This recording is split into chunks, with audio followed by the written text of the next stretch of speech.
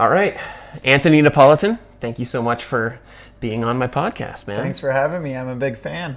On and off the podcast. Oh, okay, perfect. This is going to be really fun because you're one of the I don't want to call you a kid, but you're one of the guys that I've really seen go from being like a skate park grom to being, one of the best riders in the world, one of the best contest riders in the world. And it's been really fun to watch that whole transition. And let's go back to the beginning. Let's set the stage a little bit. Let's talk about Youngstown, Ohio. Actually, you're from like the suburbs outside of Youngstown, correct? Yeah, I'm from the suburbs, a little town called Austintown, Ohio, which is technically a township. Okay. So it's that small. How far outside of Youngstown is that? It's pretty close. It literally borders downtown Youngstown in a sense. Well, it actually borders like the west side of downtown Youngstown, but it is like if I drove there from my mom's, 10 minutes. Okay. From downtown. Youngstown is a pretty raw place. And definitely raw. Tell me if I'm wrong about this, but because I lived in Pittsburgh now for almost 20 years, and there's a certain mentality with towns or with cities like Youngstown, Ohio, or any city in that Rust Belt area. Yeah. And it's that whole like, why try mentality. Am I right? Yeah, there is that. I actually kind of forgot about that because I feel like I was the opposite growing up, Okay. But you are right. Yeah. Okay, well that's And I think growing up too, I fed off of that because I just wasn't into it. It just seemed super negative to me growing up, Well, that's good because it's so easy to fall into that. And when I say the why try mentality, it seems like a lot of people from these places have this mentality where it's like, if there's even like a 5% chance of failure, why would you even try it? Why try when you can fail? Like, just go the easy route. And right, yeah. So I always wanted to know if it was more difficult to come out of a place like that. But you kind of already answered my question. If you were growing up with like a positive state of mind, then that really wasn't a problem for you. Yeah, but it still was tough because like I had like a pretty good group of friends, and even the ones that I rode with, some of them still, even though they were doing things that they were trying all the time, and probably the percentage rate of failure was way worse than 5%, I'd still find them in situations they're like, oh, I don't know, like I'm like, dude, come on, let's do whatever it is we're doing, Okay. But you still get it even when you put yourself in a, I don't know, positive place as well. Right. Was it like a gnarly place to grow up? And again, I ask this because Youngstown is a pretty gnarly place. You've been there. I mean, at one point it was the murder capital of the country? Yeah. So where we grew up in Austintown, it wasn't super bad. There was crime and stuff just like everywhere else. But if you went to Youngstown, you knew like the certain sides of town not to go to. Okay. But yeah, all the suburbs were pretty safe, I'd say. It wasn't a place like, where we are now in State College, where some people don't lock their houses or cars or whatever, I'm trying to give you the chance to like enhance this story. Like, yeah, man, it was rough, like on the streets. Okay, so where I grew up, it wasn't super rough, but I mean, I've definitely been in some predicaments with people over the years in downtown Youngstown where it was crazy. The year that you won, I don't want to skip too far ahead, but the year that you won Dew Tour, the Dew Cup, mm-hmm. I remember my mom saying, like, that kid's from Youngstown? Because she grew up really close, and not grew up, but she lived really close to Youngstown in a little town called Greenville, Pennsylvania. Oh, yeah. Which was where I was born. But nevertheless, so she knew all about Youngstown. She's like, that kid's from Youngstown? And I'm like, oh, yeah, it's kind of a different place now. I mean, because when my mom left there, it was like the height of the depression of when like all the steel industry went under and everything. But I remember Joe Cupp telling me stories about living in Youngstown. And those dudes have some stories. I would love to get Joe on one of these podcasts just to listen. He was just here the other day. I saw. Because he's a really good storyteller. He is. He's got amazing stories. Him and Steve Luckett are great storytellers. That'd be really fun. That's a good idea. And these are the guys that own Section 8 skate park together. Steve. Oh, we'll Luckett get there, bro. We will. Don't jump too far ahead. Just want to tell everyone, But yeah, that's an open invitation to Joe and Steve. Be on my podcast. Do it. As long as Luckett doesn't have to get on a plane and fly somewhere, that's good. He doesn't like to fly?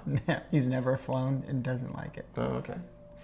Whatever. But well, Joe was telling me the story one time about he was at a buddy's house and they're just hanging out on the porch, and he sees this car drive by with some sketchy looking characters. Yeah. And as soon as the car drives by, someone lights off a bunch of fireworks, and Joe's like, "Whoa, why are we lighting off fireworks?" And he looks at all his buddies, and they all hit the deck.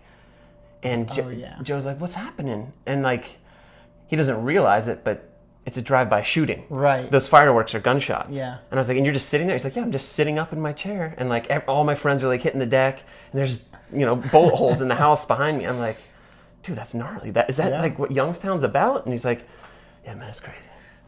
There was a time, there was an event going on at Section 8, and I'm pretty sure it was a video premiere. It may have been Square One video premiere. I can't really remember.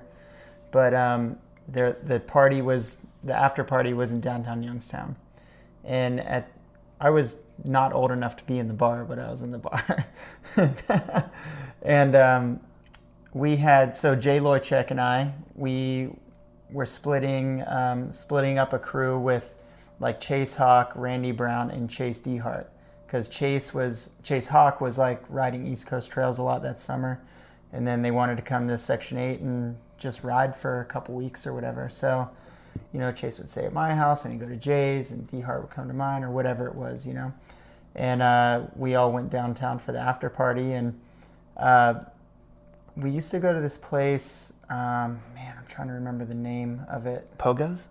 No, that was one of the places, but the premiere wasn't at Pogo's. It was at what was it? Central Cafe or something weird like that.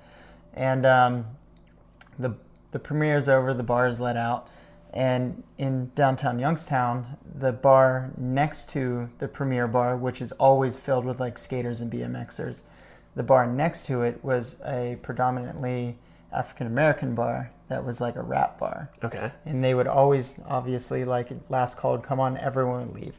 So both bars let out, all hell breaks loose. Oh, jeez. There are these big, if you're watching this on YouTube, you can see my hand gestures. But there are these big, planters made of pretty thick cement in downtown. They're everywhere. They just have them everywhere with, trees in them or big bushes or something. And as soon as the bars let out, all hell broke loose. And next thing you know, people are shooting guns. Oh, my God. So I've got, Chase, and Randy tucked away behind this planter with cement. And do you remember Tattoo Jeff? Yeah. He was involved in that fight as well, and I think he got his head run over by a car. Oh my God. Yeah, he was okay. He's still a gorgeous man. Jesus Christ. But yeah, and I just remember in that moment, Chase Hawk looked over at me and was like, "I'm never coming back to Youngstown again." And he never did. And that was the end of it. I think anyone that was involved in a shootout might not return to that area again. Yeah. But that's probably one of my more crazy downtown Youngstown / BMX experiences. Okay. Well, let's talk about BMX. We don't have to talk about Youngstown this whole time. But a lot of love for Youngstown and what they did for the BMX scene. Let's talk about early BMX beginnings. All right.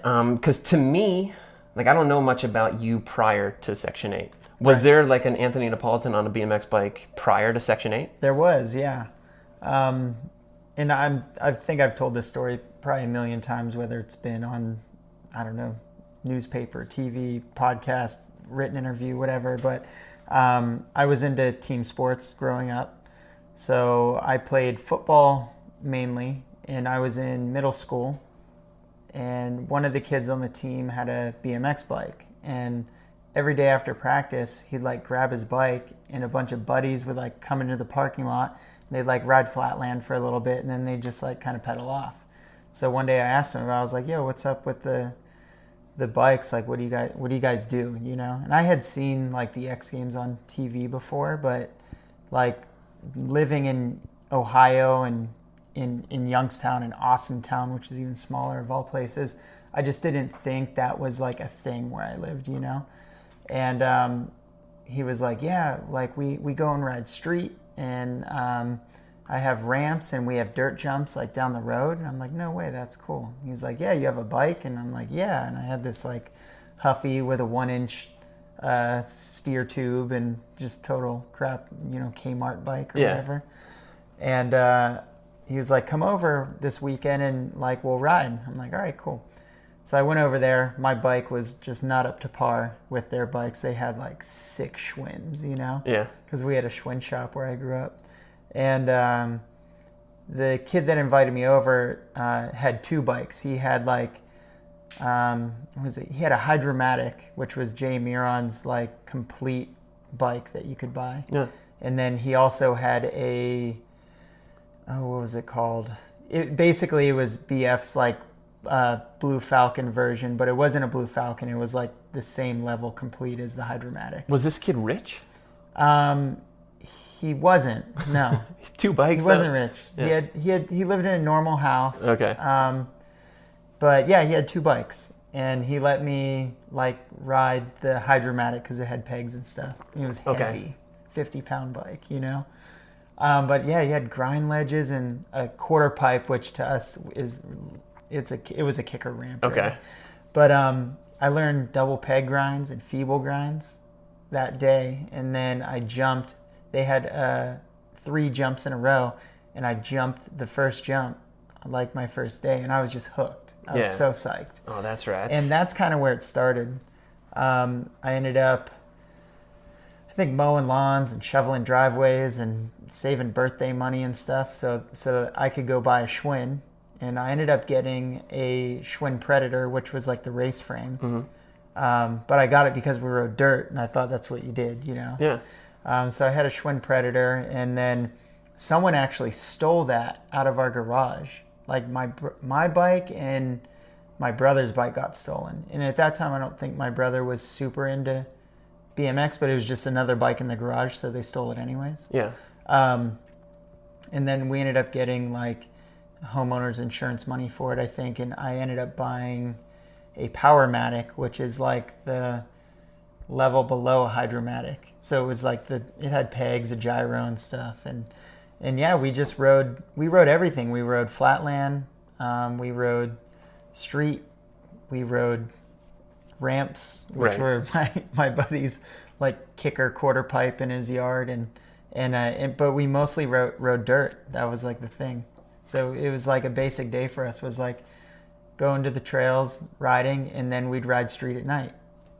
So that was kind of growing up. That was before Section 8. Like, I think at that time when I started riding, Section 8 wasn't established yet, and they had a skate park in downtown Youngstown called the Warehouse. Right, I've seen footage of that. Yeah, and that was like in some abandoned, condemned building, and it was like on the 3rd or 4th level of this building, I guess.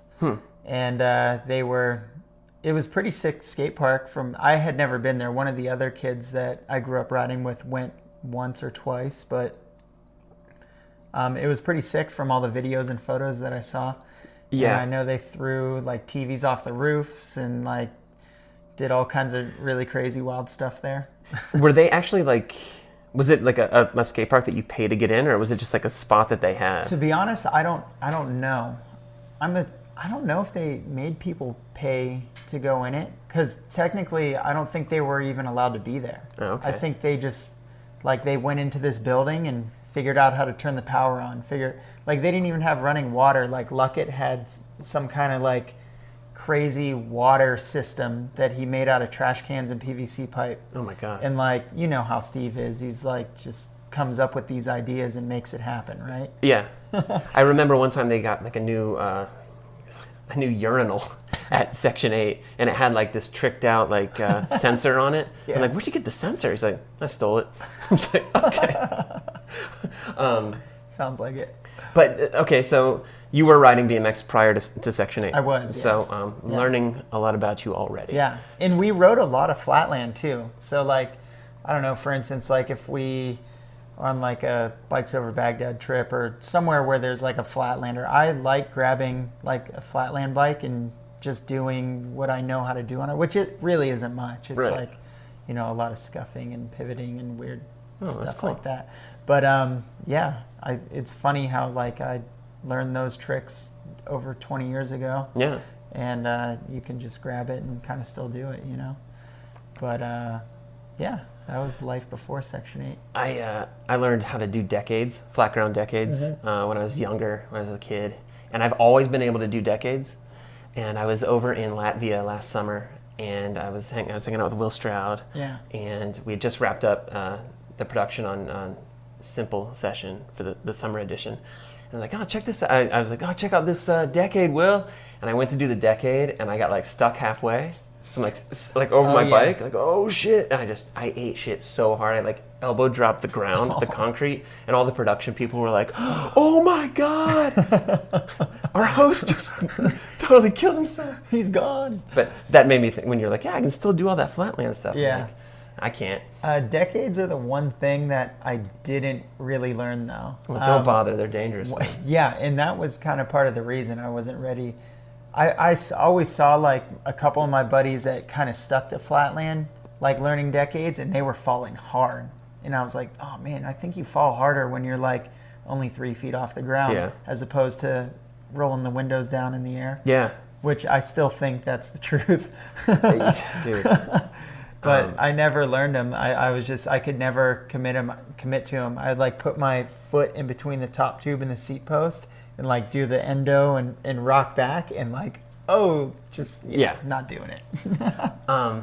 Well, I don't want to skip anything too important, but I want to get to Section 8. Yeah. Because that's when I first started seeing you. Tell me about your first few visits to Section 8 and like what that was like for you, and like was it like just the biggest game changer ever? It was super overwhelming, and it's funny because when I first started riding Section 8 up until the point where you moved to Erie, or were at least visiting Erie for the winters or summers. I was always visiting. One of them. Yeah.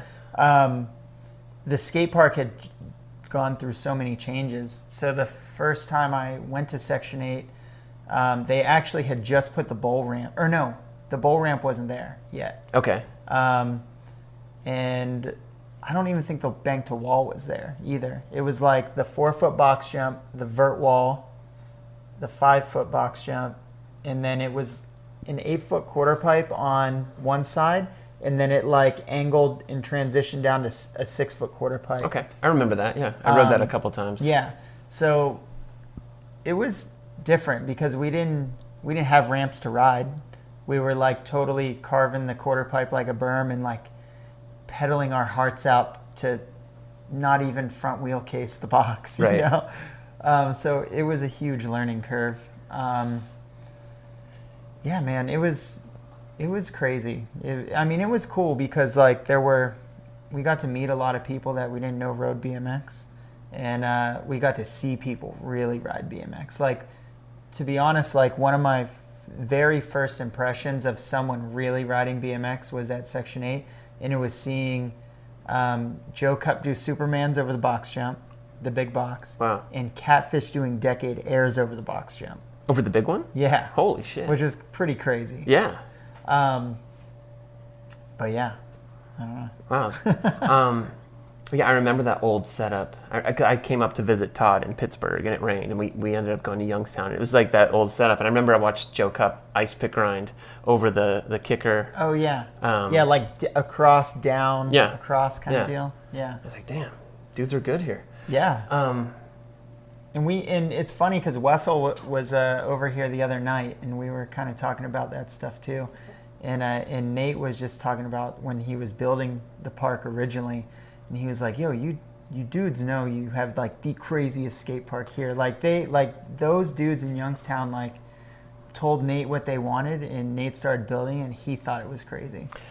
Well, yeah, those It was always once they like built everything up, once they did have the bowl section, once like the 8-foot quarter was like all the way across, Yeah. And they had the bank to wall.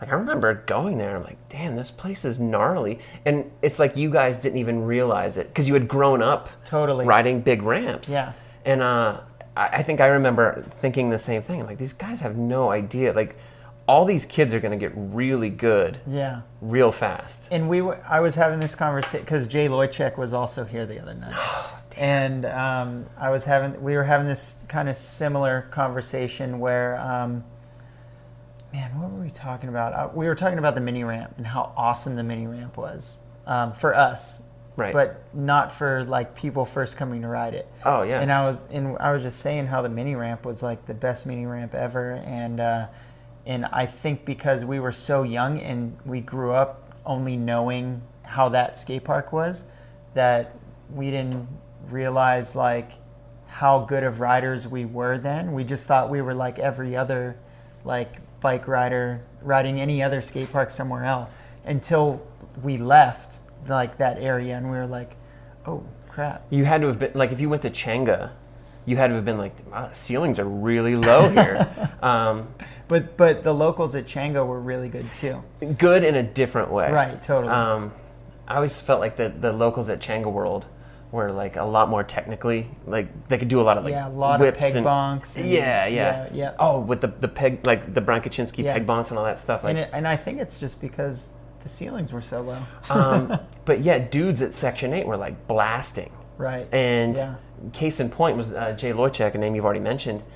I remember going there and he was airing, like, okay, so how tall is the spine? 6 foot tall. Okay, so it was a steep, Yeah, coping. 6 foot tall coping to coping spine. Doesn't really exist unless you go to Woodward. And he's airing up right near the heater. Mm-hmm. Like his head's like even with the heater, and the heater was like a good 10 feet above the spine. Probably farther. Maybe 14? It's up there. Yeah, because it's literally, so if I can remember, the vert wall at Section 8 was like either 16 or 18 foot tall. Okay. And that ran up almost, to the center of the build, like the apex of the building. So the heater was literally like chained as high as you could go. Yeah. On that side of the park. So it was up there. It was 6 foot ramp. And then I would say off the top of the coping, it had to have been another like 14 feet above the coping. Okay. So it was a pretty big building. Yeah. I mean, the roof, it was not like, you never felt like you were going to hit the roof or anything like that. But I remember vividly like watching him ride the spine. I'm like, if he goes to the right a little bit, he's going to hit that heater, no doubt. But I mean, you guys had every nook and cranny of the park dialed. Jay, Chris Bennett, and Jay Miron, I think, are the only people to hit the heater. Oh, really? On the spine. Yeah. Okay. I remember Bennett could ride that spine really well, too. Oh, my goodness. So good. And I remember when the McNeil demo came and Miron pedaled in. From the other end of the skate park on the 8 foot, dropping into that sub and just blasting threes. Yeah. Oh, my goodness. But I don't know if we skipped too far ahead or what, but I mean, you're a Section 8 local, and there's a good grip of Section 8 locals that are all ripping around the same time. Yeah. And I mean, in general, I mean, there's kids between Cleveland and Youngstown. I mean, what would you say? Like 24 dudes that all could have made it. Like all had like pro potential. And the flow too.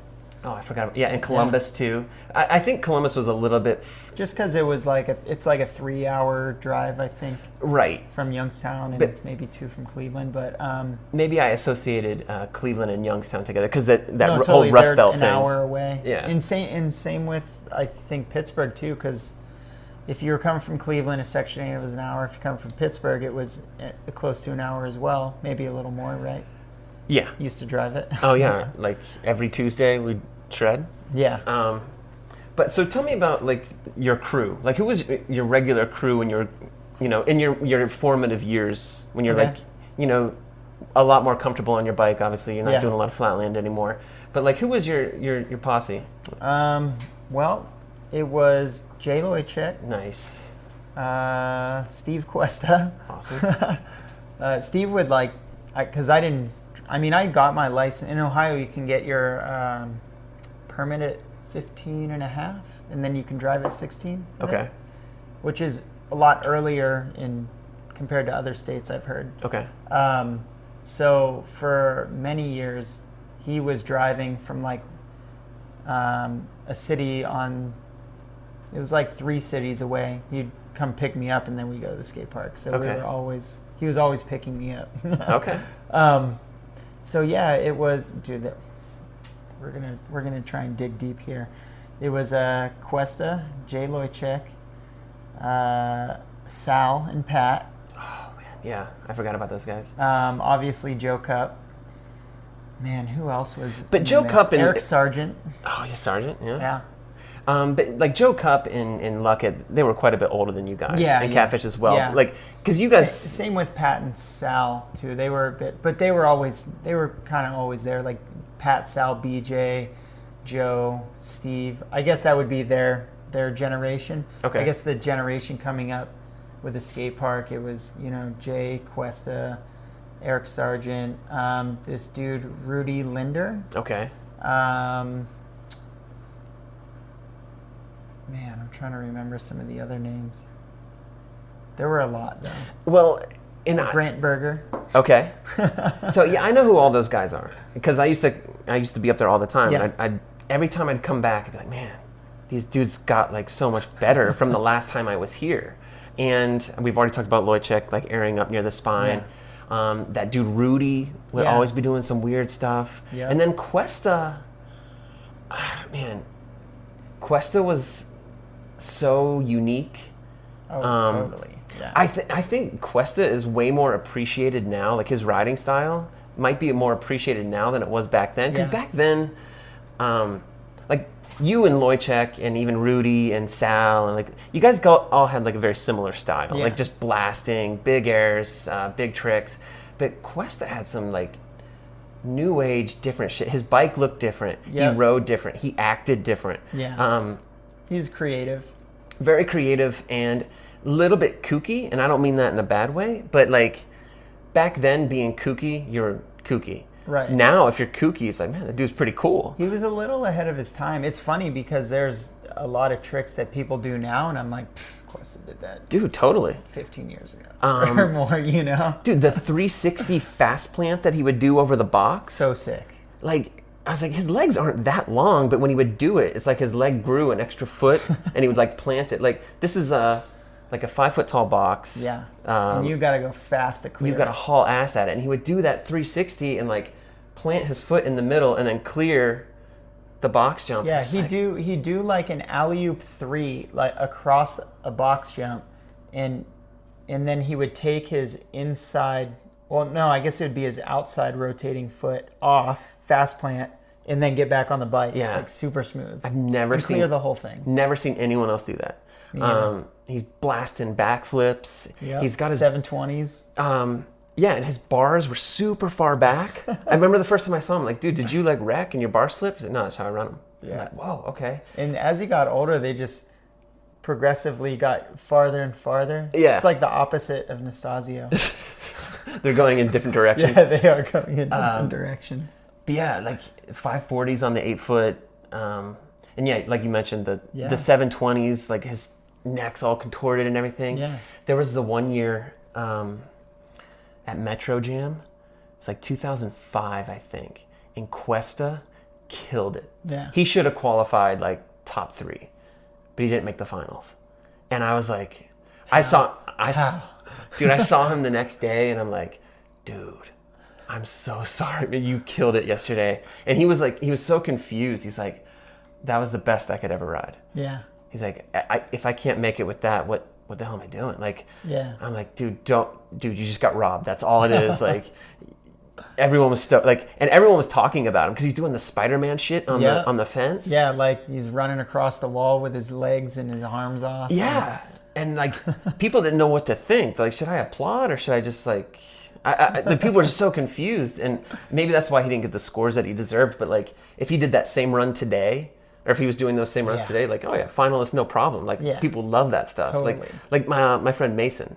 Yeah, you know, Mason, Mason Ritter. yeah. Like, he's doing all the weird, kooky stuff right now, and everyone's like, fuck yeah, something different. They love it. But it's like even Mason has mentioned Cuesta before. And I Yeah. remember I was on a trip with Dennis Anderson, and Dennis is like, dude, Cuesta was one of my favorite riders growing up. I'm like, really? Why? And he's like, oh, dude, his style was just so different, so unique. I'm like, all right.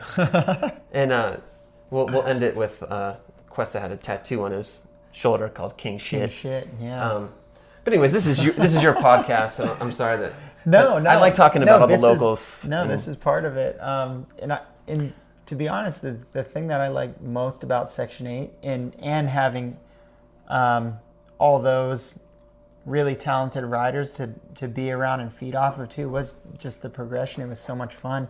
And none of us, aside from Jay, I think Jay Loychek and Will Morris were the only ones out of us that could afford to go to Woodward. Okay. So they were like kind of the only two that ever went there. And Jay, you know how Jay is. He just likes to progress in his own way. Yeah. He's never really like a big trick guy, but he'd progress in, this year Jay's going 6 feet. Now he's going 10 feet on the quarter pipe, you know? But yeah, the camaraderie was always really good. Well, like I said, I used to come up on Tuesday nights to Section 8, and like it was just like Tuesday night murder fest. Like, we're gonna just murder the park, and like you guys would be going off, and as I was, you know, a pro rider, and I'm like, I need this energy, you know, I need to be a part of this. Gets and like, you pumped. I progressed, and it was always just so fun riding with you guys. Dude, and watching you guys progress. But you know, as things evolve, as things happen, I mean, Section 8, you know, eventually was going under. Yeah. But at this point, you had started going to Woodward pretty regularly, right? I was, yeah. I graduated high school in 2004, and then I moved out. I went to college for 1 semester in downtown Youngstown. Okay. And then I got the opportunity to move out to Woodward for the summer. So I did that in, I think I went out there in 2005. Okay. And well, because I remember you riding Dew Tour in 2005, the inaugural year. Yeah. But you didn't have really good results. I didn't, no. Okay. I had the moves, but I couldn't put it together. Okay. I literally, in points, I think I was last in points in 05. Oh, wow. So we're going to, this is a good arc right now. We're going to start at last place. Yeah. And you know where we're going. I do. But, so wait, what were we saying? So I started going to Woodward around 2005. I had gone in the past. There was a CFB Remember when BF did his first tail whip? Oh yeah. At Woodward East.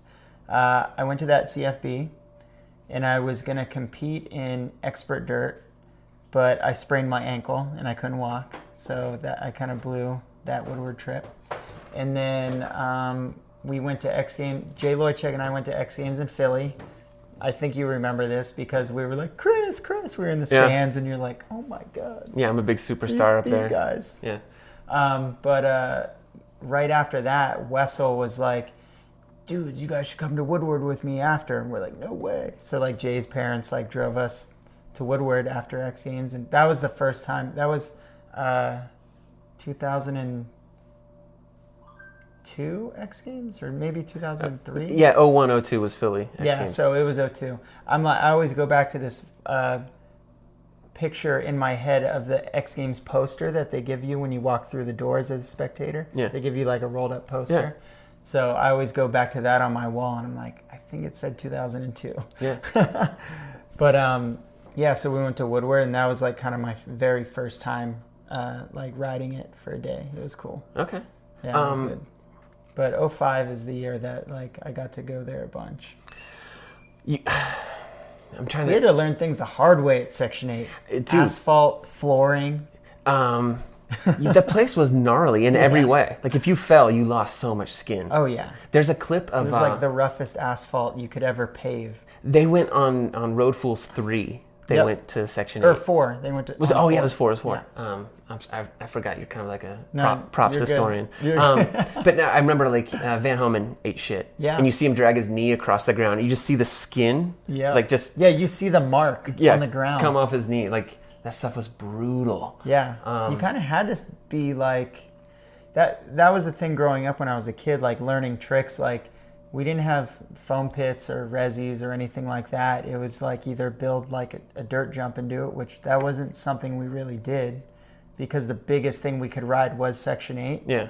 And but you really had to visualize what you wanted to learn, watch it over and over, watch your favorite guy doing this trick, like learn it in your head to the point where your body's convinced it can do it, and then you try it and hope you don't land on the asphalt. Right. Yeah, fully. I remember, like, I brought a friend of mine from Erie to Section 8, excuse me, and he had never dropped in on an 8-foot quarter. He's like, I can't ride here. Yeah. I'm like, oh yeah, this is pretty gnarly if you don't know what you're doing. But so you start going to Woodward in 2005. Mm-hmm. You spend the whole summer. So where were you staying? Like, where were you, like, in a cabin or what? So the whole reason I got to go to Woodward and work there was because at the time I rode for Hoffman Bikes, and the co-sponsor of Hoffman Bikes was Right Guard and Target. Okay.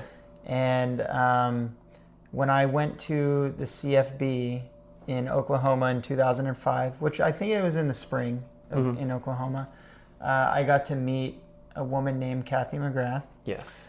And for whatever reason, she just loved me. I don't know.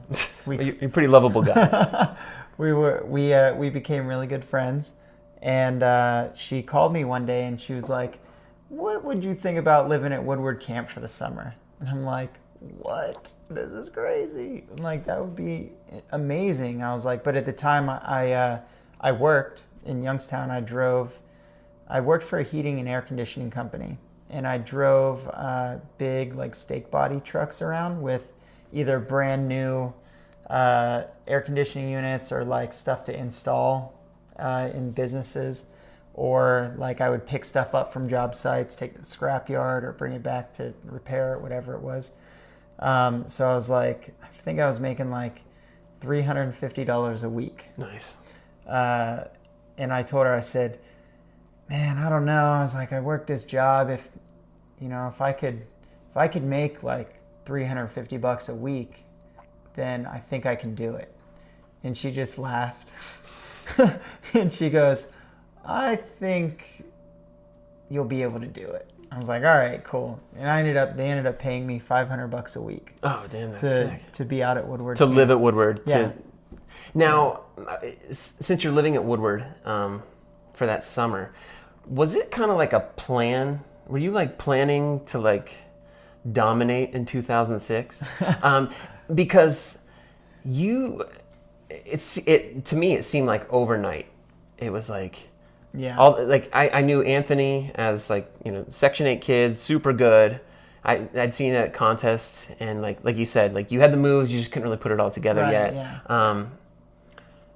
But was it like kind of a plan to like I'm going to learn these tricks, I'm going to dial them in, and then next year I'm coming out and I'm with the heat? So leading up to that, to that year 2005 where I went out there, all of 2000, not all of 2004, but there were a couple trips that like Cuesta and I, or just me by myself, where we went out to Woodward.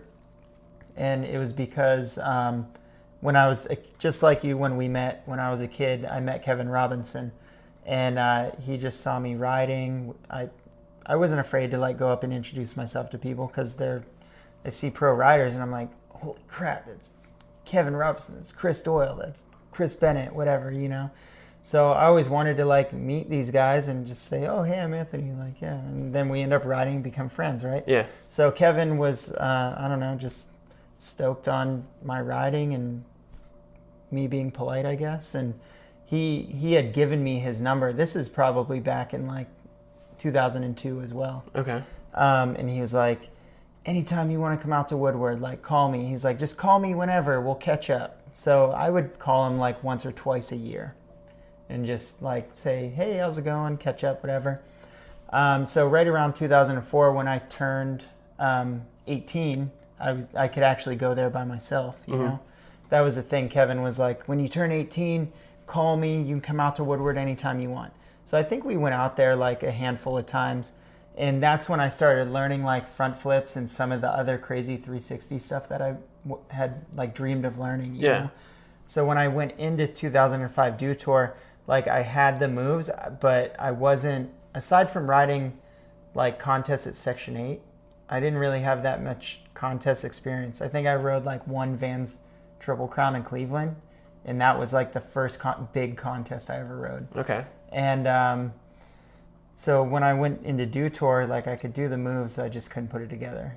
It wasn't really like my master plan to do that, but I think after riding Dew Tour and failing in Louisville, Kentucky, and then failing again in Denver, I think it just really motivated me to want to learn more and just like dial my riding in for whatever reason. Right. I was just like, I don't know, I just got that motivating feeling, you know?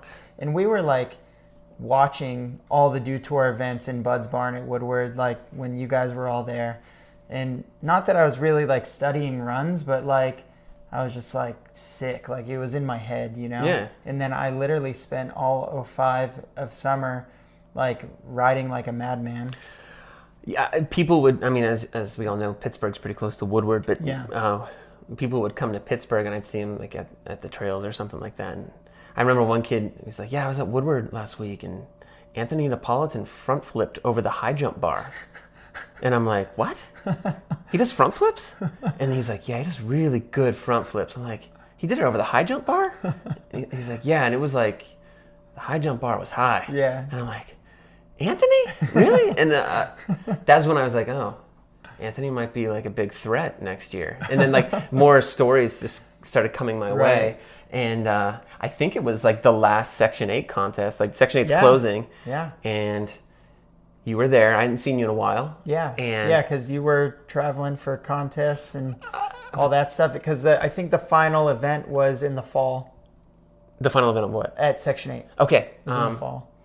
Yeah. So I had been trapped away at Woodward all summer, and you were competing. I was on the traveling. scene. You were on the circuit. But I remember watching you ride. I'm like, oh my God, Anthony's getting really good. You're doing the no-handed front flips over the box jump. Yeah. You did that 360 transfer out of the spine. Or I'm sorry, out of the mini into the box flip. I was like, damn, he's gonna be like. I remember. I forget who I drove up there with my friend Andrew Little. And I was like, dude, Anthony's going to be like one of the best guys next year. I was like, you watch. And he's like, really, you think? I'm like, yeah. Because the front flip was so hot in those first few years. And I never, and this is me being honest, I never really liked the front flip. Yeah. I don't like watching a lot of guys do it. There's 3 people I want to see do a front flip. And that's you, Corey Bowen, and Matt Behringer. Because Behringer's the OG. Nice. He's the dude.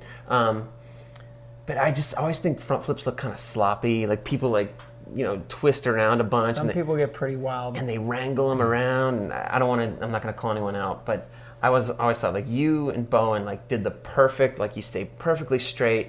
It looks good. It's consistent. Well, thanks, Chris. But I'm just, I'm keeping it real.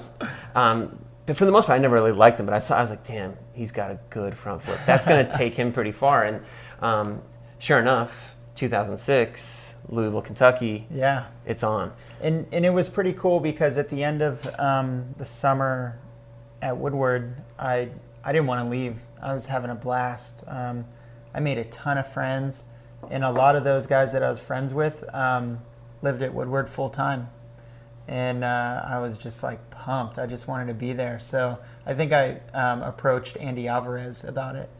And I was like, dude, I want to stay. I really don't want to go home. Yeah. I was like, I don't want to go home. I was like, I saved all that money that I made over the summer. It's like, I'm pretty sure I can survive on that. Yeah. You know? And he's like, all right, I'll put a word in for you, Right. And he put a word in, and I stayed. And dude, I worked though when I was there. Like it wasn't like I was freeloading or anything. Right. Dude, we were stuffing mail for weeks. Oh, months.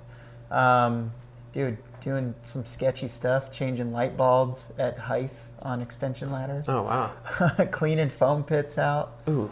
Pressure washing skate light. Gnarly. Yeah, we were working. Yeah, so it was an actual job. Yeah. And then When summer camp came back around, I went back to doing what Target wanted me to do, which was be a Target representative for camp, because they also sponsored camp. Yeah. So my job was pretty simple, to be honest.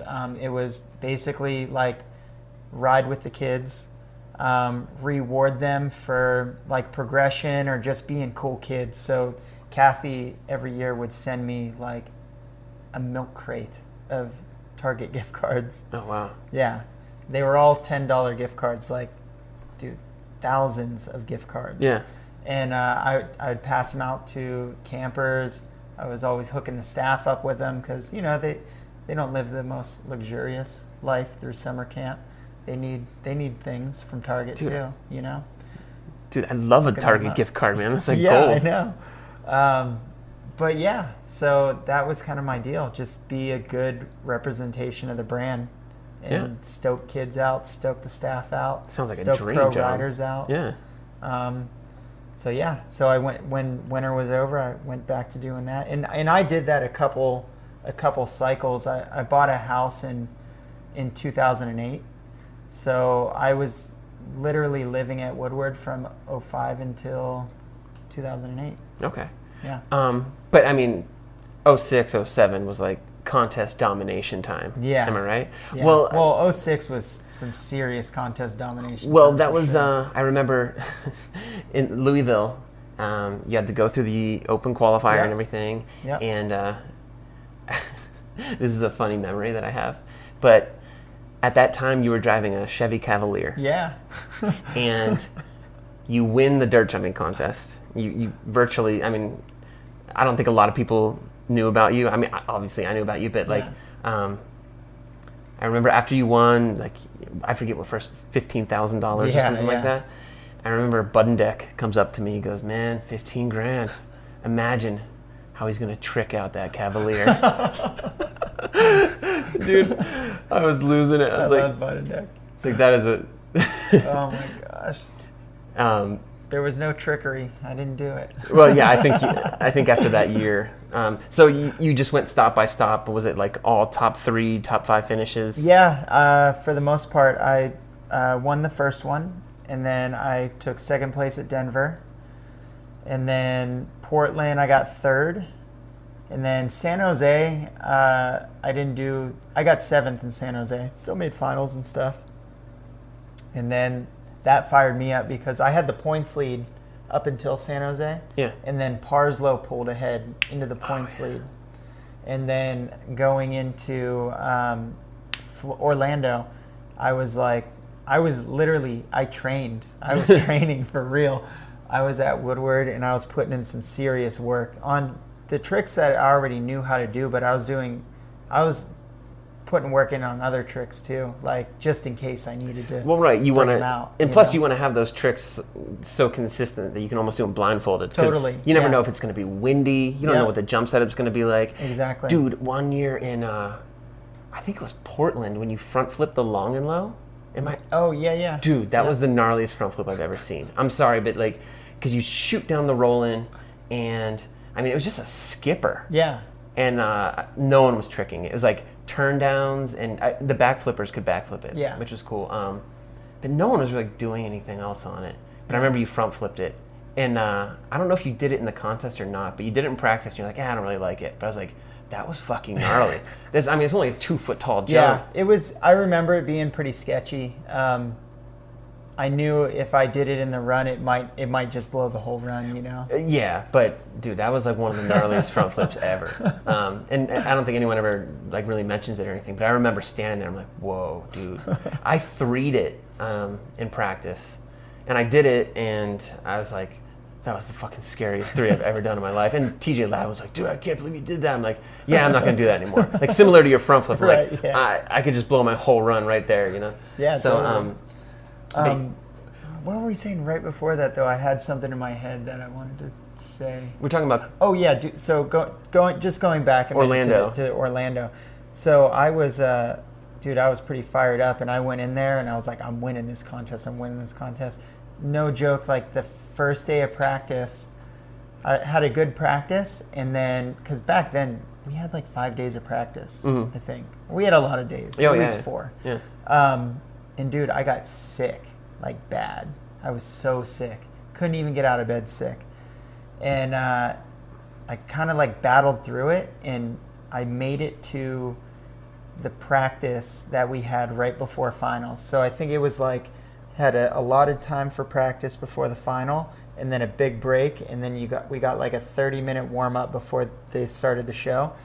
And I was like, not that I was mad, but I was like, all right, I'm going to... Yeah. I literally went up there, rolled in my first run, did the run that I wanted to do. Like, first run. Didn't even take a practice run. Yeah. Did my run, and then I just went and chilled in the athlete lounge until it was time to ride. I was just like, and that's the craziest headspace I've ever been in. And it wasn't nerve-wracking or anything, but I was just very, like, tunnel vision and set on winning that event. Well, yeah. And then it worked out. And it paid off. I was pumped. Yeah. If you're going to be like a top tier contest rider, I don't know if there was a better time to have been. I mean, because right now, if you're I don't know if if it pays off as well anymore, to both financially and like in sponsor interest. But in 2005, 6, 7, 8, like I'm basically the years of the Do Tour. Yeah. If you're going to be a top contest rider, that was the best time to be it. And I'm sure you know that because you got the license plate to prove it. Do people give you a lot of shit over the license plate? Dude, the license plate thing was not my idea. It was Andy Alvarez's idea. To get Dew Cup? Okay. Yeah. And I thought it...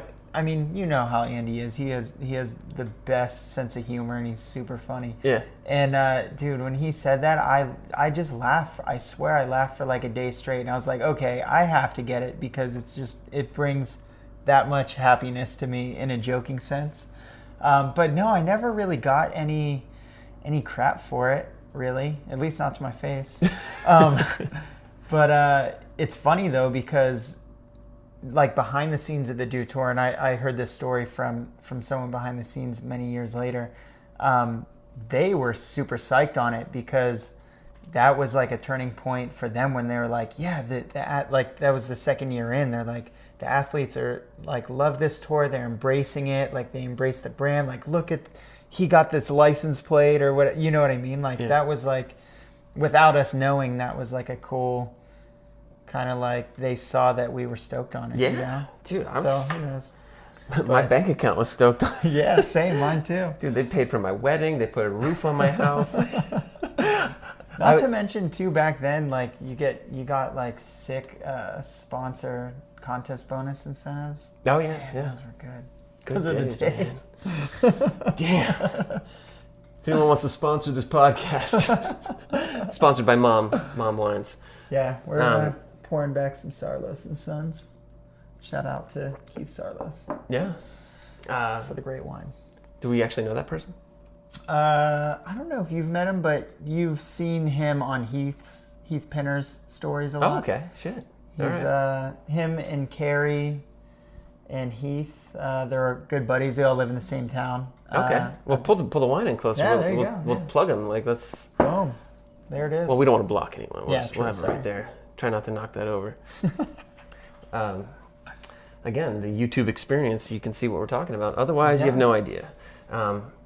So you're the Do Tour champion. You bought a house in State College, as you already mentioned, in what, 2008? Yeah. 2008. And it seemed like you had a good thing going. I mean, you did have a great thing going. Why move out to Cali? Why go to the West Coast? There were like a handful of different things. I mean, we were sessioning pretty hard back in those days too. Even in, let's say I moved to California beginning of 2012. Okay. We were still having heavy sessions. It was like Ronnie, Seth Klinger, Brandon Dosh, all those dudes lived at my house. So there was no shortage of like people to ride with. Yeah. And they were all pretty heavy sessions. No, those are some gnarly guys. Yeah. And Dosh is super competitive as well. So he and I were always like pushing each other. Both, riding dirt. I think he won, pretty sure he won a Dew Cup. 2010, Living right? under my roof. Yeah. Was it okay. Yeah, it was, yeah. Yeah, it was 2010 or maybe 11. I can't remember. No, it was 10. I remember vividly because he won it in Las Vegas. Yeah. And the only reason I remember that, and again, I'm going to make this all about me, is because I needed to get I don't know. I needed to make finals to get into that, because if you got top 10 for the year, you got the bonus check. Man, bonus checks. I know. I was like, I got to get, because I had a wedding coming up. Yeah. I gotta get that bonus. I needed that bonus. And like, sure enough, like I got, I think I got like 4th or 5th. Yeah. I remember you got 2nd, right? In Vegas. Yeah, I did. Yeah. Dosh won. Yeah. And then he won the Duke Cup. But I remember I did well enough, like made some cash. I got wrecked that night. I just called Denise, I'm like, I can afford the DJ. I can afford the buffet. I'm just naming. I'm going out tonight. Yeah, I'm going out for the Hard Rock, and I think I was in bed at midnight. That's amazing. But yeah, anyways, you were talking about your sessions out here. Oh yeah, and why I moved to California. Yeah,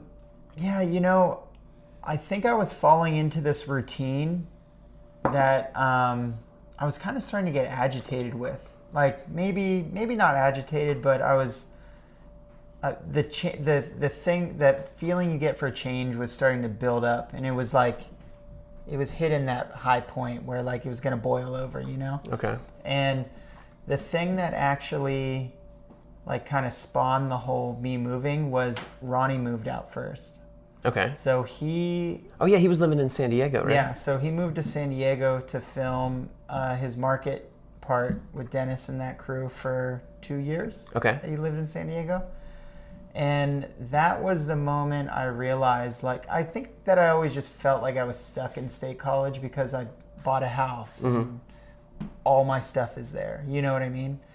But that was the moment where I was like, I don't have to stay here. Like, I can move anywhere I want. Like, what kind of regret will I have in life if I don't move to California and I stay in State College, Pennsylvania forever? Yeah. And there was always a big part of me that wanted to move to California so badly, because those were some of the first ever like plane trips that I took, were to go to California and ride trails in the winter. You know what I mean? And yeah, that's what kind of made me do that. So I rented my house out in Pennsylvania for I think a year or two before I sold it. But yeah, I just kind of told the dudes, and they were bummed. Brandon ended up moving to California with me. Where did you guys move to? We moved to Costa Mesa, where I still currently live. Not the same house, but okay. Yeah, we moved to Costa Mesa. It was me, Drew Bazanson, and Brandon Dosh. Okay, I remember this time period now. Yeah. And yeah, we moved to Costa Mesa, and just, I don't know. I was stoked. Well, I'll rewind a couple months. So I moved to California in March of 2012. I moved out of State College, like, I think in October of 2011. And I actually went back to Ohio, and I stayed at my mom's for 3 months or whatever that is. Okay. And so I was like going up to Rays and riding Rays a lot, and kind of having a lot of fun riding all that stuff, know, because I hadn't done it in a long time. And just riding with old friends and stuff. And then I got in my car January 1st, I think, and I drove to Austin, Texas. And me, Brian Hunt, Adam Alois, and Seth Klinger rented an apartment in Austin from January to March. And we had like Lima and Matt Priest and Bob Manchester and all those dudes staying as well. You lived with Bob Manchester? Yeah. Wow. It was sick. Dude, that's gnarly. It was gnarly. so awesome. Dude, Bob's a wild dude. I know. I love Bob so much. I mean, I love Priest and Lima too, but dude, Bob he's just entertainment. He is pure entertainment for hours. It never stops. Yeah. Lima and Priest are amazing dudes. Like, I love those guys. Yeah. Actually, I spent some time with Lima over in England a few years ago. And we like just drove around, like, hitting different trail spots. It was the best. But like, Bob's that dude. Like, if you go out with him at night, it's like this whole night could go south. Buckle your seatbelt. Yeah. Like, he could make like going out to lunch gnarly, right? Totally. Like, yeah. I didn't know you lived with those guys. But yeah, we all lived in Austin. Just spent a ton of time out at East Side, helping those guys, riding bikes, having fun. And then, I was traveling a bunch too. There was a lot of contests in New Zealand going on then, so we were flying to New Zealand, doing those, come back to Austin. Rough life. Yeah, it was tough, but it was really good. And then when our lease was up, I packed my things and continued on to California. Damn, that's awesome. That's where the new chapter started, I guess. That's awesome being like young, professional. You can kind of go wherever you want. Like, you're just a young dude killing it. You can do whatever the hell you want. I mean, you kind of did a similar thing too. You were in North Carolina for a long time, and then you picked your stuff up and moved to PA. Yeah. I wish, I think it would have been cool to have lived in California for a minute. Yeah.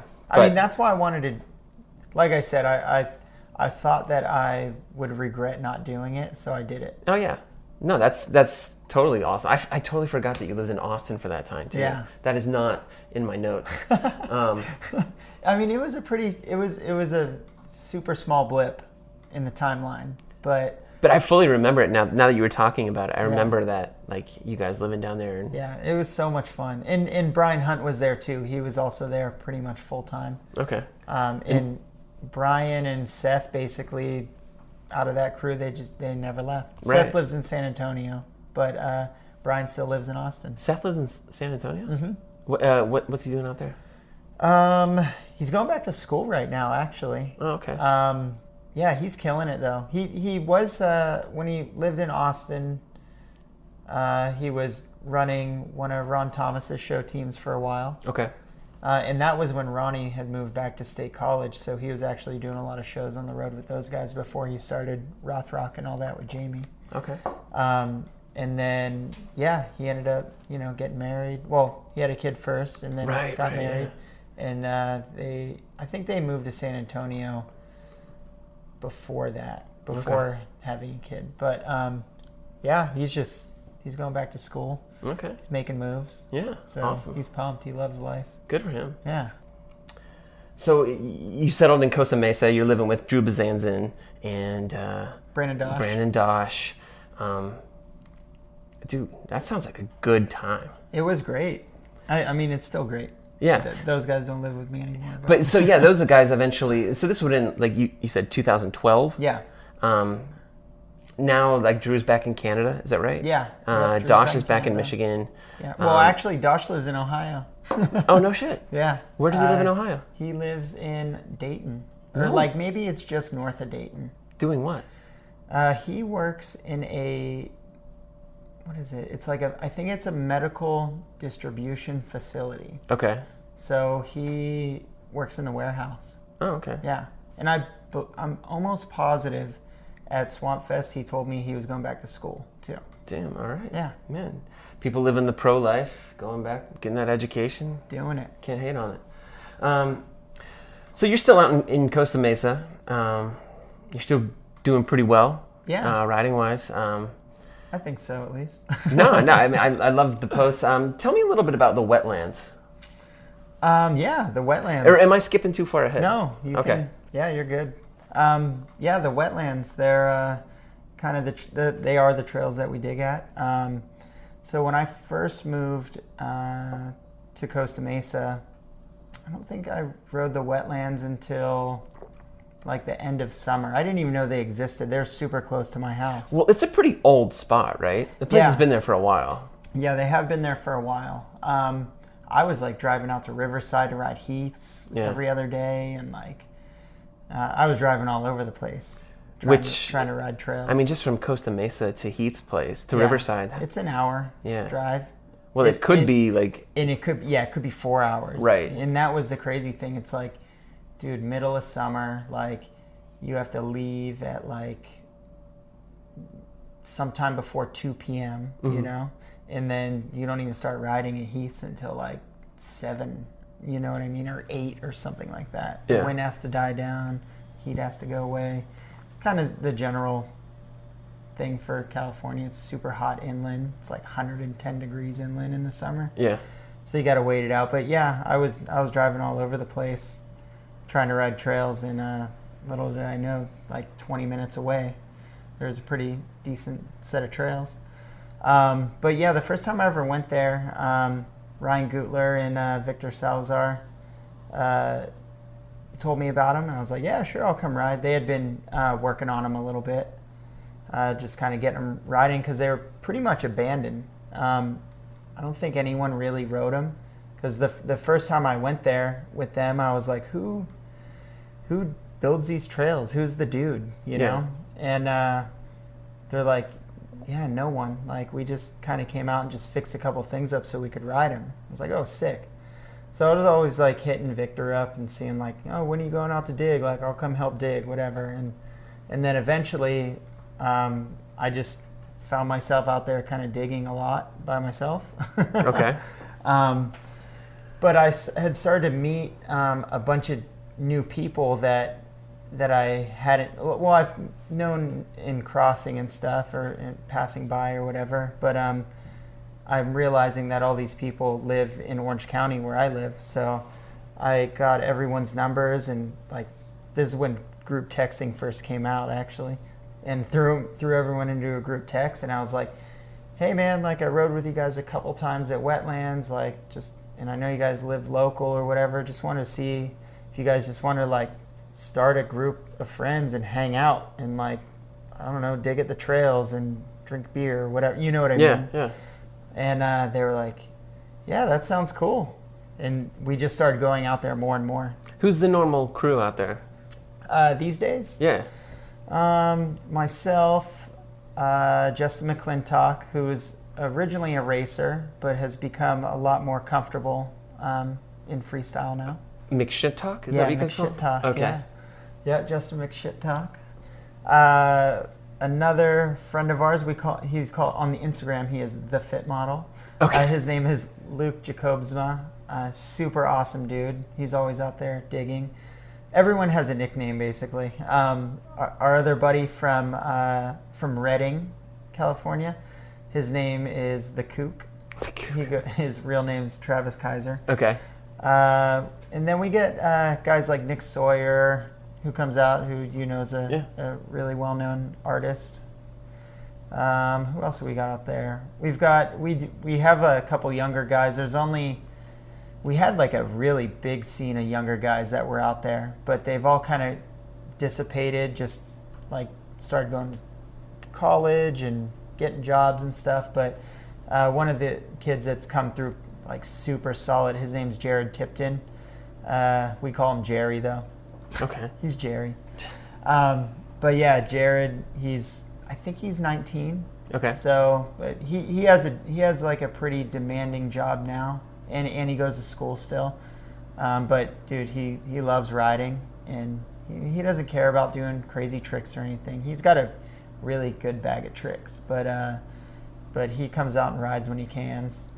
And then, do you know Jonathan Kakawa? He goes by the name of Pedro. Yeah. So he comes out a lot. Hucker Okay. has been pretty solid. Since Hucker's gotten married, he's way more reliable now. So Oh, wow. you can hit him up for a session, and 60% of the time it works every time. Wow. So, but yeah, we have a pretty good crew. There's a couple mountain bike kids that come out too. Okay. Yeah, the scene's pretty good, and we're constantly having, world travelers out there. People hit us up on Instagram. They want to come ride the trails, and we welcome them with open arms. Yeah, that's great. So we always have people coming out, and it's funny. A lot of people that are always traveling, they want to come out. They're like, "Want to come out and dig?" I'm like, "No, just come out and ride." Like, Right. it'd be fun.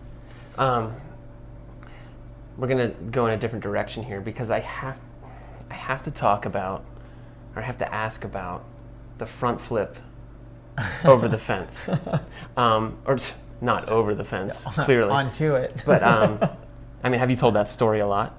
Oh, let me tell you. Okay. Well, I remember seeing it, and I was like, oh, like I was. No, I don't endorse driving and Instagramming, but I was at a stoplight and I'm looking at it, and I'm like, oh my god! And I started driving, and I'm like, oh my god! Like I had to pull over. I pulled over and I started texting you and asking you questions. Can you take me through that whole thing with the flip onto the fence? I can, yeah. So I wouldn't say it was really an obsession, but I guess the original obsession of wanting to just do something gnarly over the fence started when the guys were filming for the market video.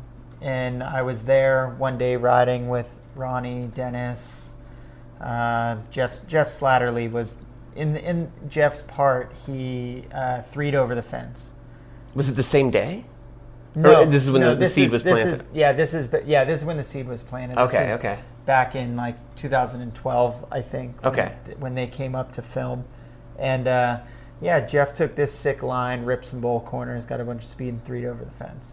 And I was like, dang, that's sick. And before that, people have jumped over the fence, and I don't think anyone's ever threed over it besides Jeff, but people have definitely gone over the fence and jumped it. You know, there's a kind of like a landing on the other side if you make it far enough.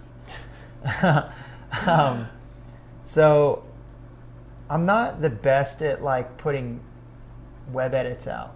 Okay. I've never, my whole life growing up, I've had this like thing where people don't really have cameras, right? Yeah.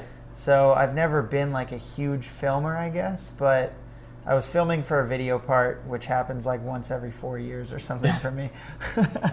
And that was like one of the things on the list. I was like, I got to go there and I got to like front flip over the fence. That's just what I have to do. Yeah. I don't know.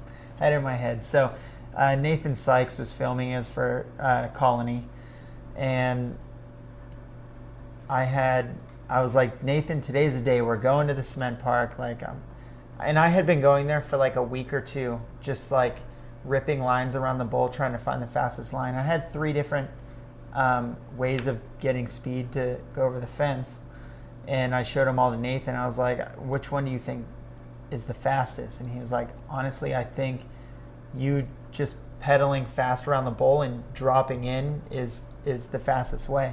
And the thing about it was like the line that Jeff took, he was able to take that line because he threed over the fence like diagonally. Mm-hmm. As to where when you do front flips, they get kind of crazy if you go across something. Okay. They're a very linear trick, unless like you've seen styles like Mason or Daniel Durs where they have the crazy like sideways flip.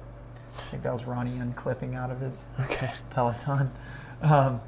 But yeah, for me, because I do front flips so straight, when you drift on them, it makes it feel uncontrollable in a sense.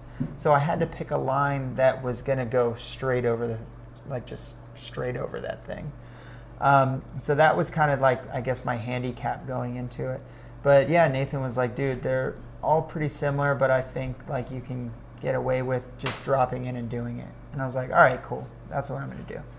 So I had it done like 30 laps trying to get like, I'm going pretty fast around the bowl. In the video, it kind of just looks like I'm cruising, but like I'm going kind of fast, and then dropping into it, I get like a good power crank in to like hop in. And I probably did it 30 times, like just trying to get that perfect bunny hop where like I roll the coping and like get the massive pump at the bottom. And I told Nathan, I was like, just keep filming. When I get this, I'm just going to go and do it, you know?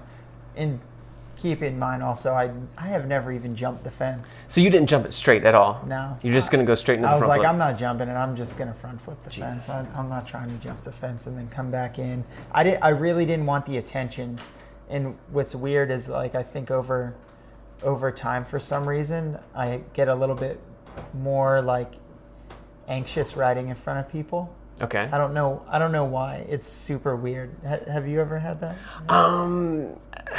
It's like hit or miss. I get a weird like anxiety thing. So the last thing I want to do was jump the fence and then draw people like to the session. Okay. Because I don't really want people watching me do it for whatever reason. It's annoying when you're like trying to film something. Yeah, I get that.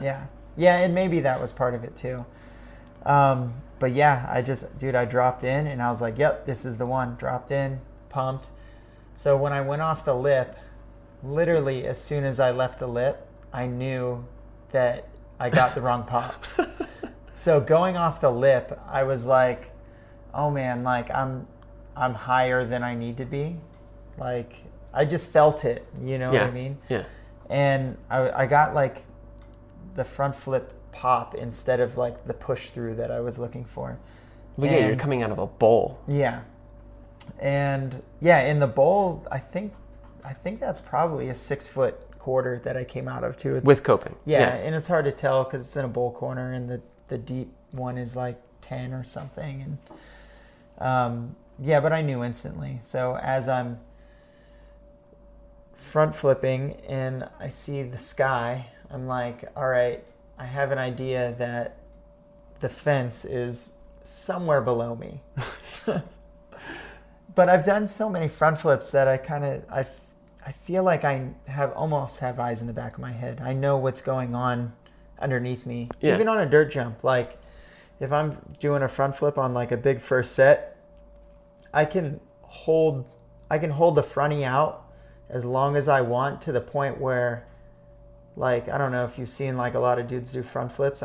Well, you have, but you see them come in hot sometimes, and you're oh, they're on their front wheel super heavy. Yeah. I have it to the point where like I can land back wheel like right on that knuckle and just roll smooth onto my front wheel. Yeah. So I knew the fence was going to be there. As I came around, it was like all the dots connected. I was like, okay, I'm going to land on the fence, but my legs are in the right spot. Like it just all like, I don't know, it just all lined up weird.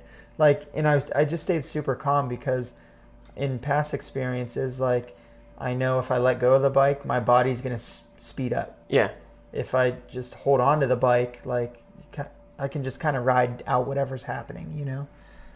So I held on to the bike and I got lucky and I landed short enough on the fence that the spikes didn't impale me like through my actual body. Yeah. So I landed like behind the crossbar and the spikes, and my legs just went right through the slots. Jeez. And my bike I held on my bike the whole time. Yeah. So it just like, whoop, bike on one side of the fence, my body on the other side, and my legs through the slots.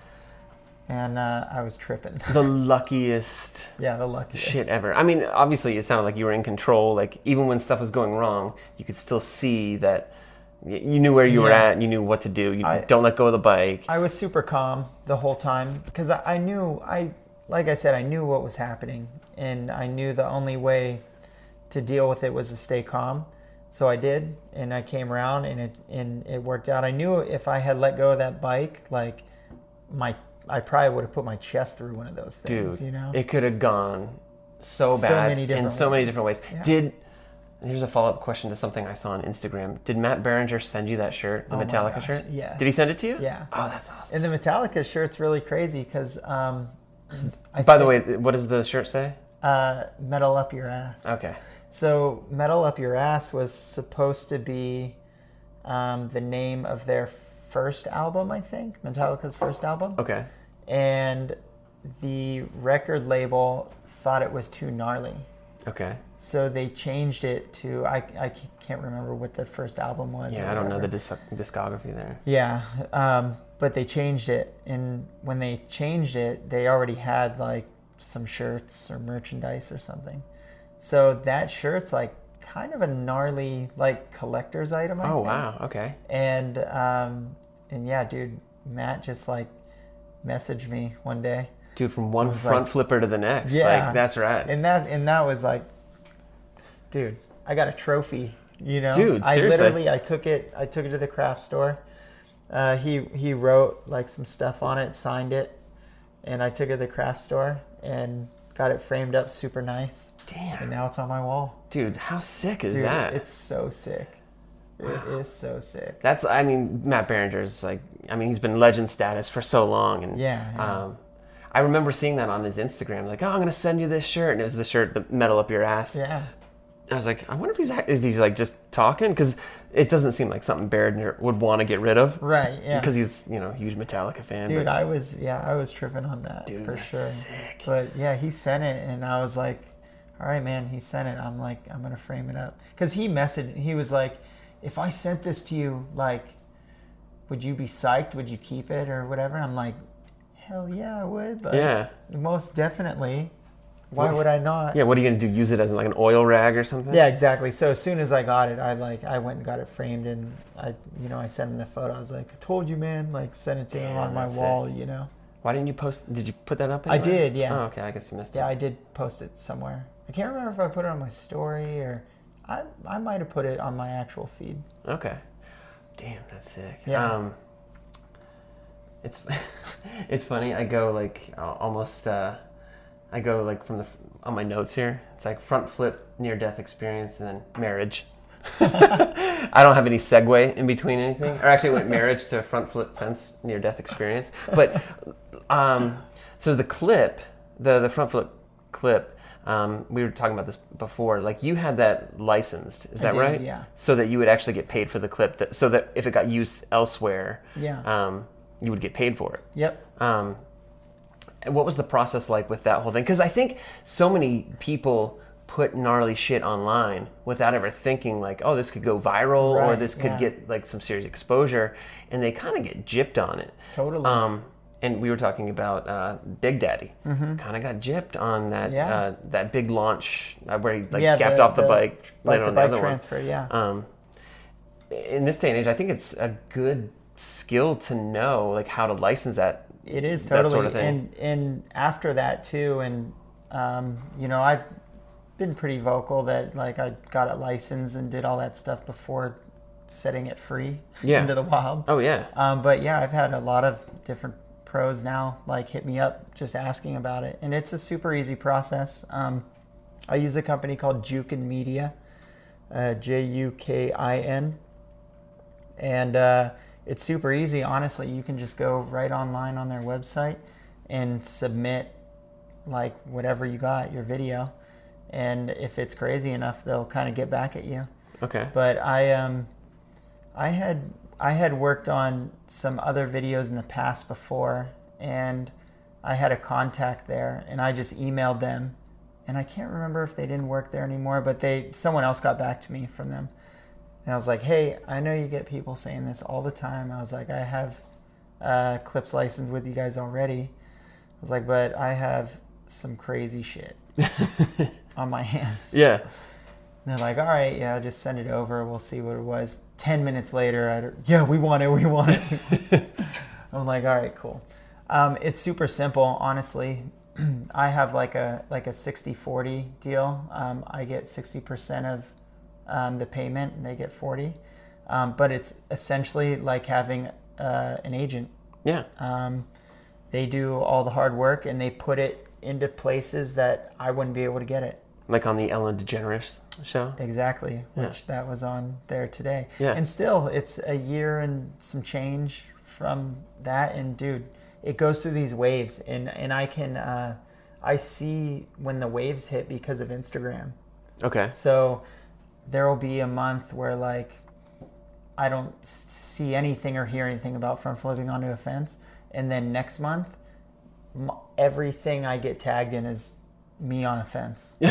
And I'm like, all right, I'm making some money right now. Like, damn. I know I'm making money. That's so smart, because people just get so excited when they have a good clip. Like, I got to put this on Instagram. It's going to get all these likes and everything. But you never think like, oh shit, it's going to wind up on the Ellen show, the biggest television show in the world. Right, yeah. And like, that would suck if you didn't see any money from it. Like that. Yeah. That's such a good thing for like, and in this day and age, because everything's social media. Anyone to know. Yeah. Yeah. I mean, today it was on the Ellen show. It was on Ridiculousness earlier in the year.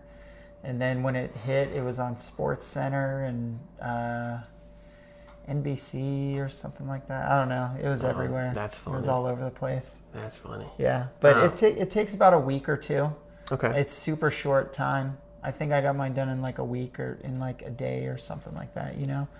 But yeah, and then when it actually dropped, I had no idea that it was going to drop, because I didn't want to post it on my end until I saw someone pick it up. Okay. And I don't know why I did that. I don't think it really matters. It's just the way I did it. Mm-hmm. And then one day I was driving up to Woodward West to I don't know, probably just a ride or whatever, but I was driving up there and I just started getting tagged in all this stuff. I'm like, what is happening? And I literally had to pull over on the highway, and I was like, oh man, I better get this posted, because the one person that like the first person out of all people, Mark Webb, because he always finds everything crazy on the internet somehow. Okay. He posted it on his thing, and he was like, this is the craziest shit ever. Who is this? Or whatever. And I was like, oh boy, I better post it. Yeah, get in front of it. Yeah, so I pulled over, posted it, and then just spread like wildfire. Yeah. That's funny. Oh shit. All right. Let's talk about marriage. Good segue, right? Well, the wife made me promise that I would never attempt to do the fence front flip again. That's so funny. That could be our segue right there. Oh, okay. So was there any, did your wife ever say that you should do that again? Yeah, she was. What's funny about that is I don't think she realized, like we filmed that clip and I was still at the skate park, and I texted to her and I was like, look what just happened. And she just sent me a bunch of laughing things. Ha ha ha ha ha. Oh, wow. And it wasn't until it went viral that it like hit her, and she was like, you could have died. Yeah. Da, da, da. What are you thinking? I'm like, how didn't you realize this at the beginning? Oh man. I've known your wife for a long time. You have. It's really cool to have known both of you now for very long. I've known her longer than I've known you. Yeah, you probably have. It's very cool when, two good people come together. So I just, wanted to give a shout out to Joy and say hi. And we're having a good time. We're drinking wine. What's up, Joy? We're talking about everything. Oh yeah, about that's right. I always forget we're filming on YouTube too. I always tell Joy, or I'll say this about Joy a lot. I've known Joy through a lot of different hairstyles. Like I'll be like, hey Joy, remember when you had those braids? And she's like, yep. Yeah, I remember that. I keep trying to get her to bring those back. Dude, the Brat braids. The Brat? Kind of like, the rapper. Back in the day, she had braids like that. That must have been like 01. I just remember in Florida she had the red braids. Yeah. I was like, whoa, what's up, Joy? Anyways, I just want to give a shout out. So let's bring this up to now. What do you got going on now? Are we still talking about married life or no? No, I just wanted to give a shout out. Like, well, married life's good, just so you guys know. Oh yeah, well, dude. Let's. Right now, you're riding for Wiener Schnitzel. I am, yeah. How do you get that deal? Well, if I can be so blunt. Yeah, no, totally. It was actually brought to my attention by another rider, Andy Buckworth. He approached me. Has Andy been on Wiener Schnitzel for a while? Yeah, so, and a lot of people don't really know it, but Wiener Schnitzel has been in action sports for a good 5 or 6 years. They started in Supercross, and they've just branched out to everywhere. Surfers, mountain bikers, BMXers, skaters. Yeah. Could you give them my email? I can, yeah. Okay. Hook you up, dog. All right. Yeah, so I think Andy probably rode for them for about 5 years when he approached me.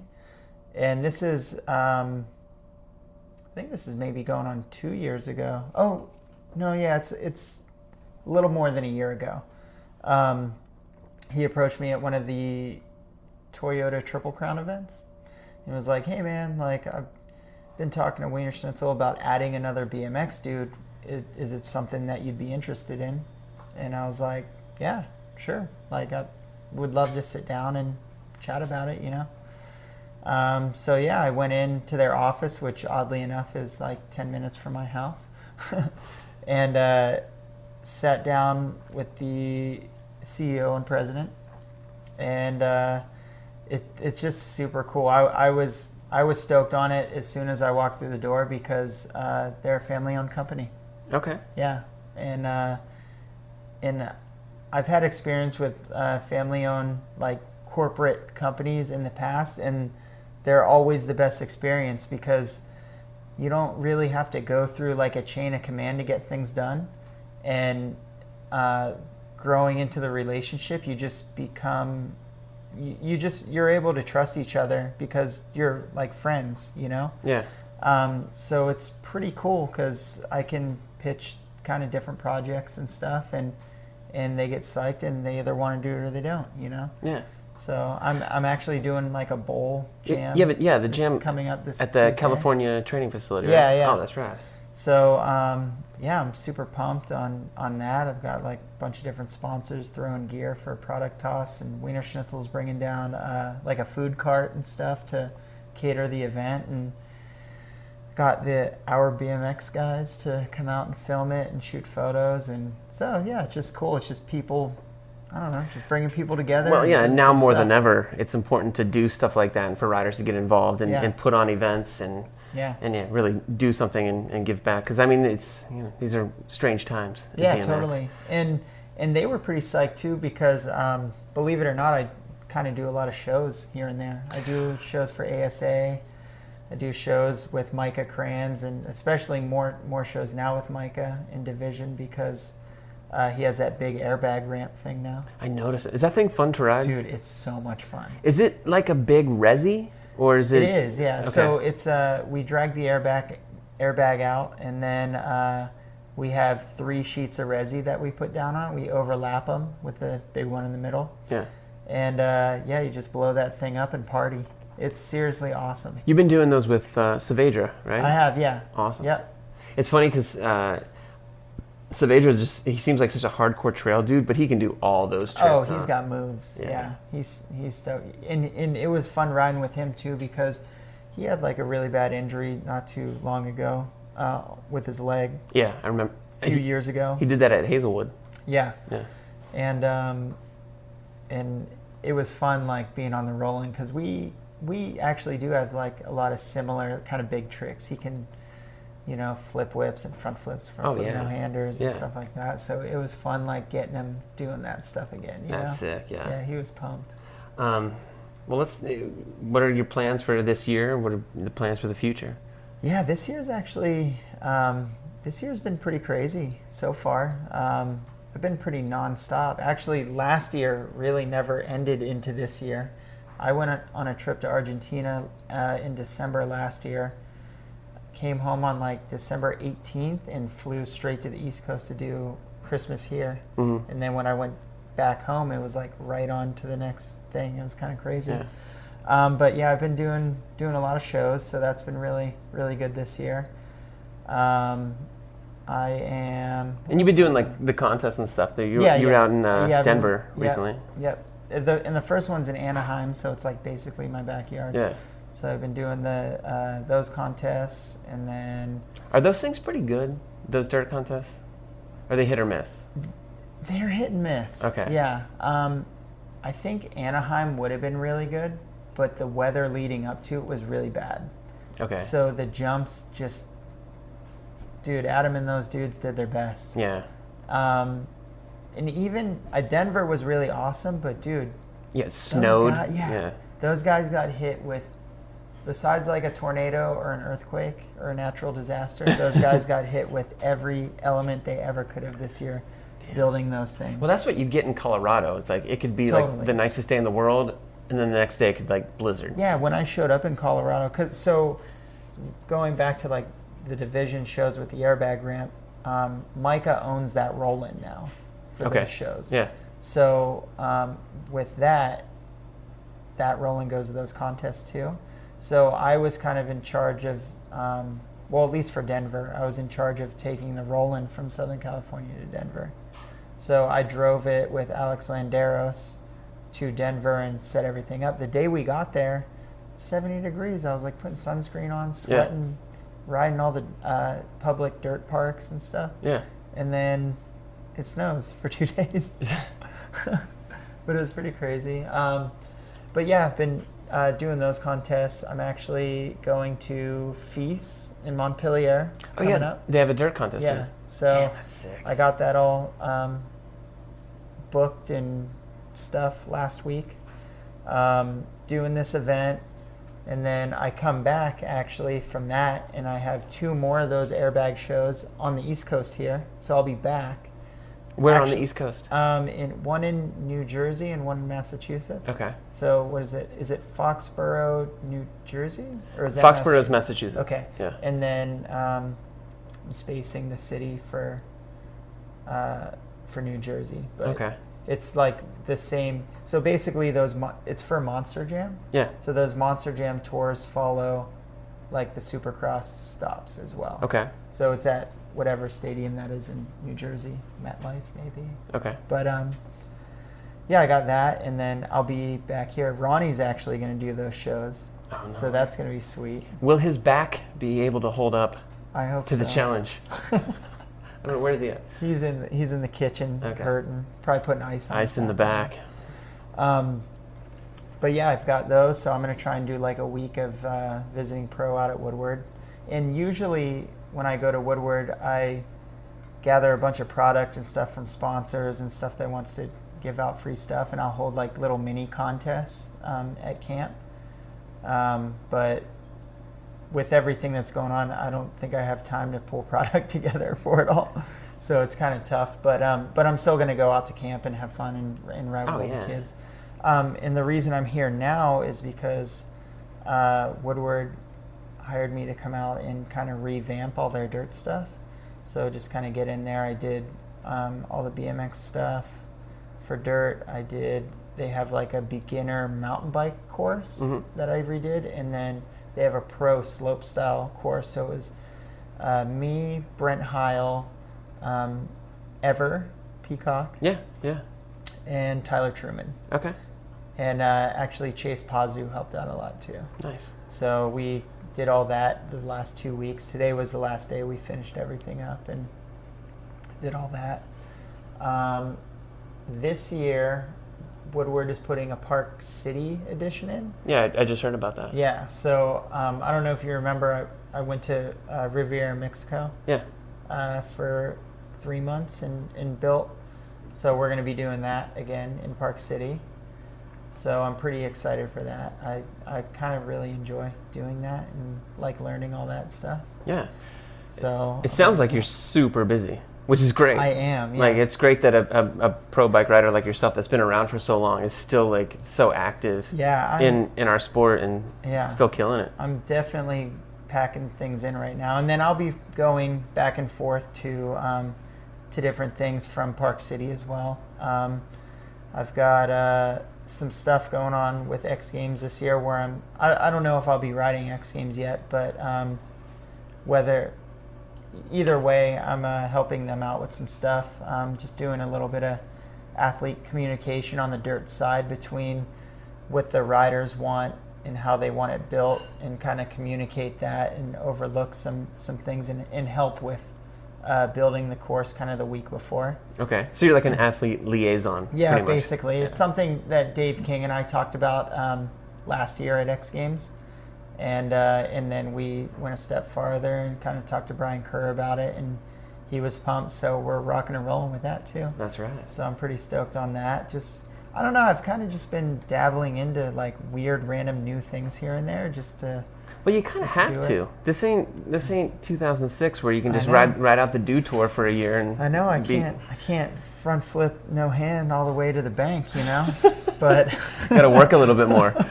But that's rad. I'm really stoked. This is weird to say, but I'm very proud of you. Ah, thanks, man. For watching you come up as the skate park Grom, previous Flatlander, to being where you are at now, and still being so active in the sport and still killing it. Yeah, I'm stoked, and I've been riding a lot of mountain bike stuff too. It's something kind of my brother got me psyched I noticed on. that. Yeah. So I'm like fully into that. I actually went to a mountain bike event last year called Fest Series. It was called Black Sage. It was in Oregon. Mm-hmm.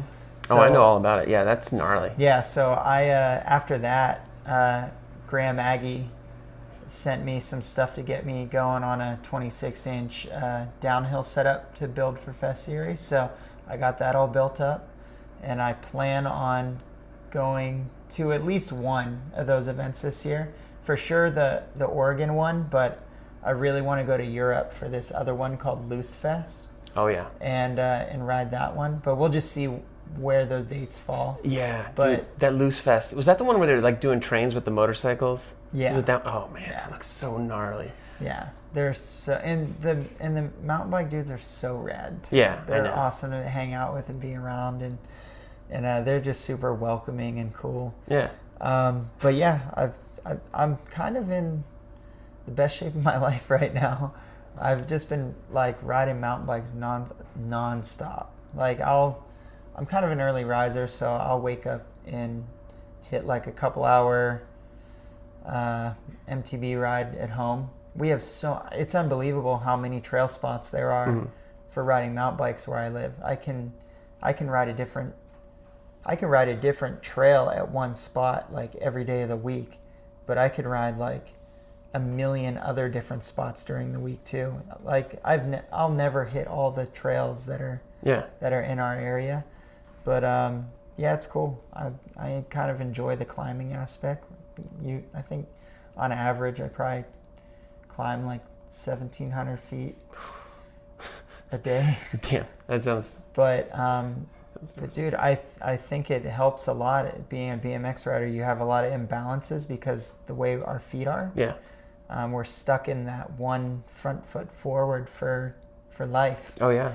And I think just all that pedaling really helps out. I had like a kind of a gnarly back situation last year, and I was like really just kind of struggling.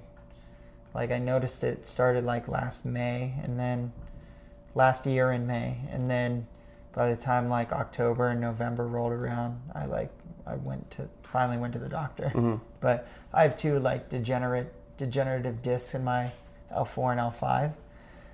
So for those of you that don't know what that is, it's basically when the disc starts dissolving between your bones, and eventually it will just, if you don't catch it in the early phases, it will completely dissolve, and then once you're bone on bone, not only will you be in an extreme amount of pain, but your spine will start to fuse together on its own. Oh jeez, it's like just straight up arthritis, right? I guess once you're bone on bone, it starts to become arthritic, Okay. and then it'll fuse. But yeah, there's a lot of things that you can do to kind of prolong it, and even now there's surgeries that you can have. They're more. The percentage rate for success is greater having like a disc replaced in your neck. Okay. They can insert artificial discs now. Yeah. Which is kind of crazy. I've heard of that. Yeah. So I had looked into all that and stuff, but for lower like lumbar discs, the success rate isn't as high yet. So hopefully I never have to have surgery for it. But if I do, hopefully everything will have progressed even farther by then. Yeah. I feel like medical procedures progress really fast now. You Yeah. know? Oh yeah. Especially with all the stem cell stuff and everything else you can do. Yeah, it's amazing what they can do. Yeah. So, but yeah, I was battling with that. But once I started riding mountain bikes, like it just strengthened me up really good. Yeah. So you're in the best shape of your life right now, you say? I really feel like I am. Yeah. that's It's awesome. pretty crazy.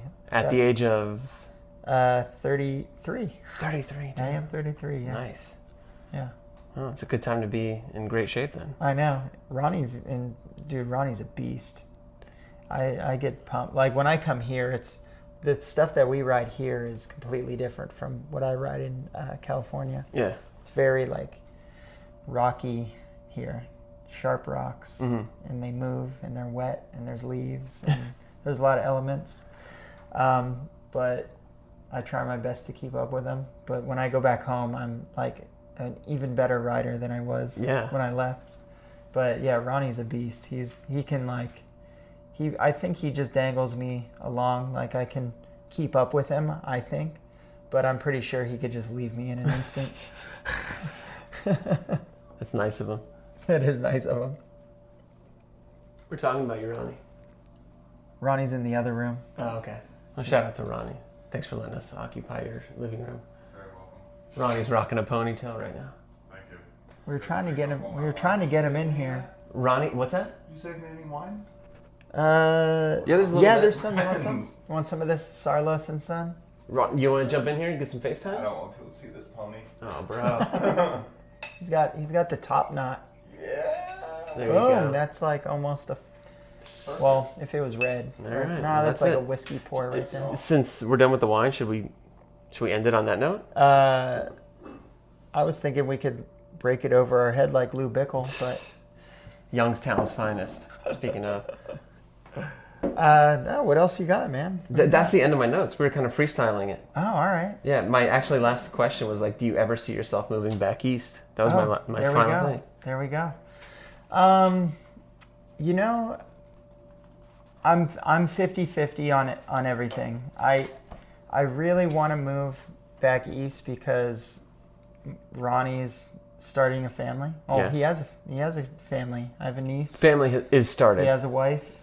He's got one that could literally come out of the oven like any minute. Dude, I know. Literally I any can't believe minute. he let me stay here tonight. I was like, dude, this baby's going to be here any day. Like, when I got here, and I said to Kelsey, I'm like, when do you guys do? She goes, Thursday.